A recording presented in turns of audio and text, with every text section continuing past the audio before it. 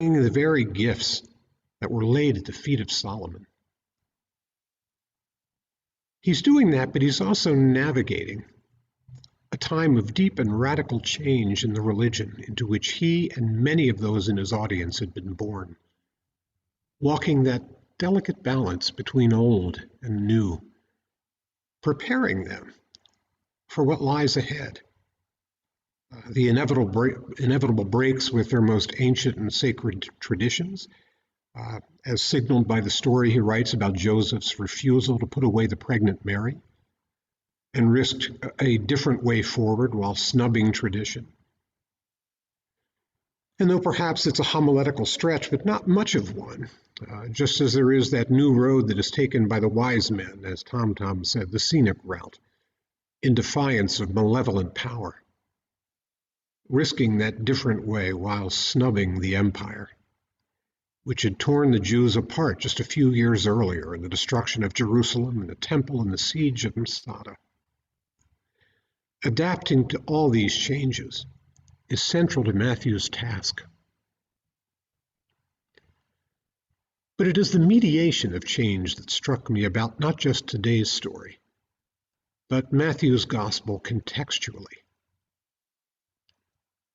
Now, it may well be that change is the only constant, and it is certain that it is something we resist or avoid, and quite naturally, it seems. But it is never just a case that old habits are hard to break. It runs much deeper than that. Touching nerves, threatening as it did with Herod, a status quo, our comfort. It raises anxiety, our fear of something. And I think what makes change so hard is that we cannot really name what it is that we are most fearful of. Indulge a personal illustration.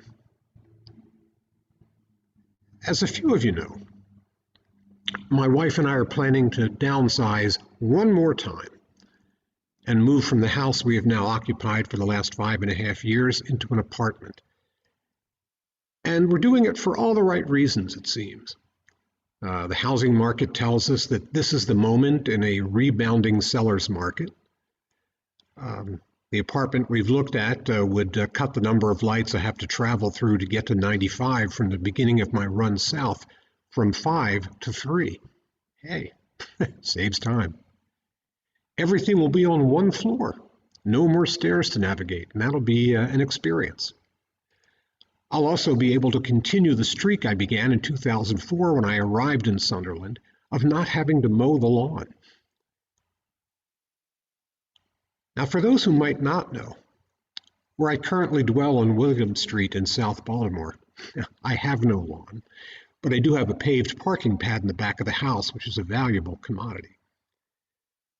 I will also not be paying an outrageous sum in property taxes. The Baltimore City tax rates and the reasons for them would make for interesting fodder for a sermon on economic justice, and maybe not for what you might think. And on top of all of those reasons, my wife will be happier with some of the amenities. I may even see if I can host a movie, do the Ben Mankiewicz or Robin Osborne thing for the new neighbors we will create. Now, my wife and I had actually started talking about this a couple of years ago, moving from house to apartment for maybe a year or two, so that after I retired, we might better know where we wanted to settle.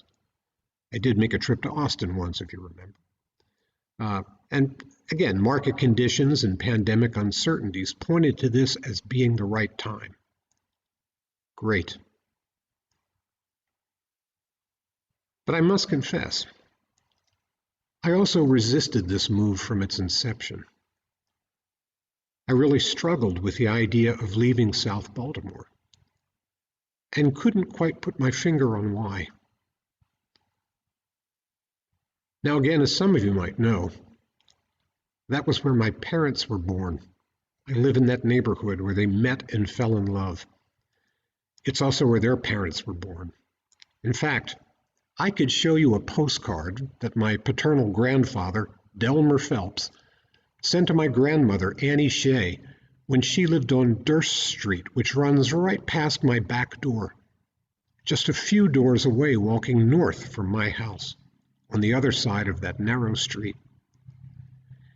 It was where many of my aunts and uncles lived, and hence where I spent a lot of time running wild through the neighborhoods and parks with numerous cousins.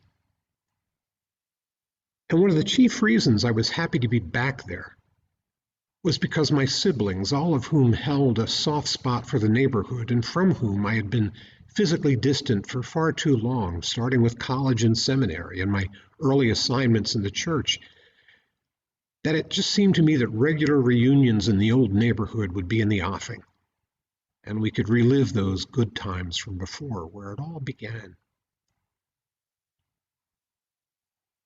But those reunions never materialized. Yeah, we did gather there for one Christmas, the first, but all of my sibs have families and other places to be during the holidays. And I think my brothers did venture out one night together to meet me in town for a beer at the local pub, within easy walking distance, mind you.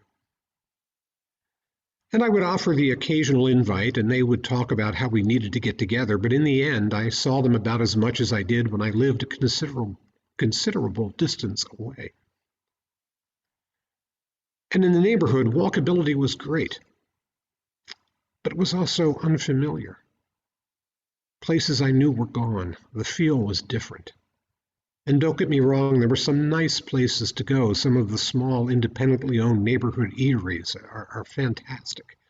And the library, the hardware store, all just a stone's throw away. But my lifestyle did not match the neighborhood. It was faster, younger, filled with strangers. Now, eventually, I made peace with the plans that Diane and I were hatching, and I gladly set about the work, which will find us apartment dwellers in about 7 or 8 weeks. But my point is that I had to be reminded of 2 important lessons, and then discover a third. The first was that the world I wanted to inhabit had disappeared. No one's fault. But I thought that I could make it reappear by putting the old cast of characters back together again, doing the things that we love to do, once upon a time at least. Not remembering that not only had we all outgrown those days, but the world had. And they occupied other worlds, as did I. And that the one I remembered, and for whatever reason, emotionally or sentimentally, wanted to experience again.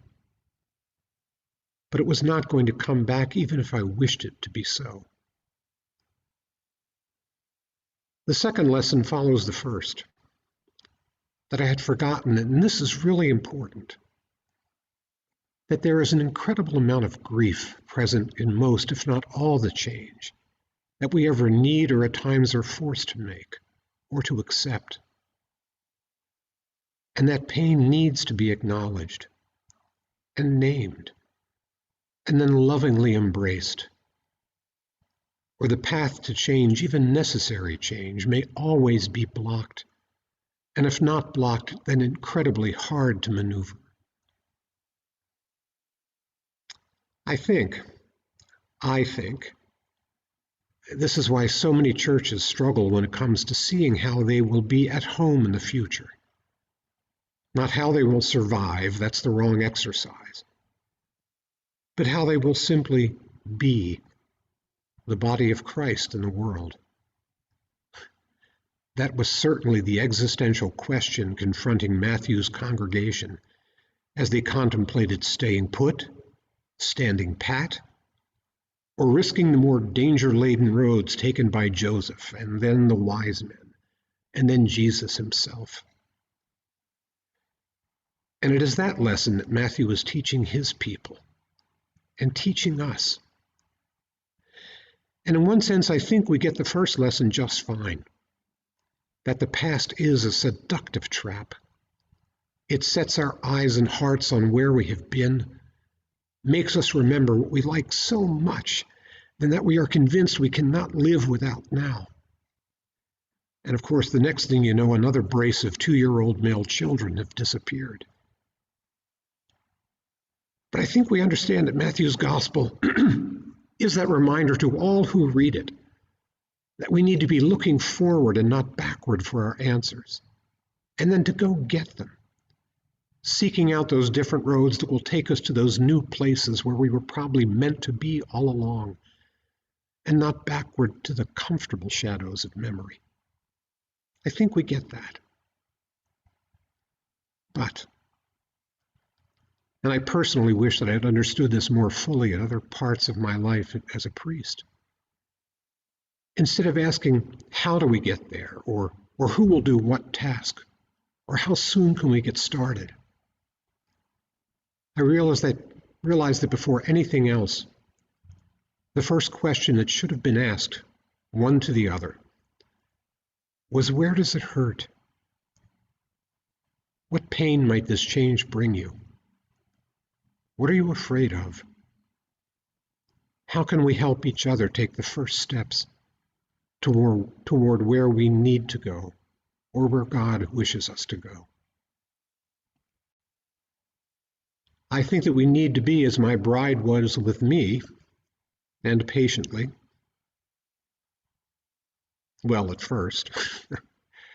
We need to be willing to allow for grief in the midst of the process, to allow it to come along on the journey, and welcomed as a member of the traveling party. It may mean that we move at a slower pace, hesitant at first, but then, and here is the third lesson, that in the acknowledgement of the first two, something wonderful can happen. The door to a new life can be opened. In my personal case, Diane and I have found, finally our stride in this, our stride, as partners in this new thing that is occurring, this new phase in our lives.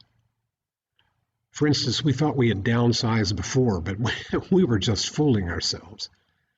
And the giveaway spree that began a few weeks ago has turned into a veritable flood. My office, in fact, and Steve Watson can testify, is getting so full of items to donate to the library, to the animal shelter, to Project Echo and other agencies, that I'm going to need several days to distribute it all.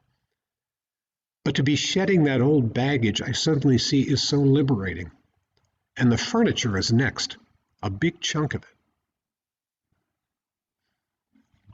For us, the future beckons, and one we cannot see fully. One that is also hard to vision because we are all tied to the past. And no matter what we think or do, we can never really fully plan for it, only actively prepare to be ready to respond to the opportunities God will send us, if we have the eyes to see and the wisdom to discern and the courage to act. This next year is going to be difficult for us all. Transitions are never easy, especially when we have already been in exile from each other for most of 2020 and departed or apart from our routines, though that may have helped us more than we realize in seeing a different future. And the years that follow this one will also be, maybe even harder, as the new community, the new body takes shape here in the midst of a rapidly changing Episcopal Church. Though move forward we must, if we are to be a body in mission. I mean, who knows, maybe 10 years from now, we will be a productive housing concern, creating opportunities for many to live and work here. But a housing concern that also meets on occasion to talk about God, and to break bread, and to pray together, cry together, laugh together. Sunday mornings will still be important for us, but no longer the focus. And just saying that, I know, is a scary thought for many, even for me. But in all of that, we need to remember to take our grief with us, allow it, honor it. And I'll confess, you have helped me to learn that lesson. I am an urban missioner. I can even show you my card. A political animal in many respects. You should have seen me when I was first collared at age 27, raw, angry, ready to take on the world. But I've evolved, and am still evolving. And you have helped me in large part with this evolution. reminded me actually, or helped me to appreciate the notion of sacred place and sacred story. You know, I wrote more than I realized on my first attempt at a website greeting years ago, where I talked about us honoring our past while welcoming the future. Who knew that we actually had to take those words seriously, act on them? Well, now is our chance. The new year beckons, the new roads beckon, the new church beckons. May we be blessed in this year with the wisdom to be relentless in our search for the new places we will pitch our tents. And may we be blessed by the presence of our sacred stories and our sacred grief. And may we never forget who and what got us here. Amen.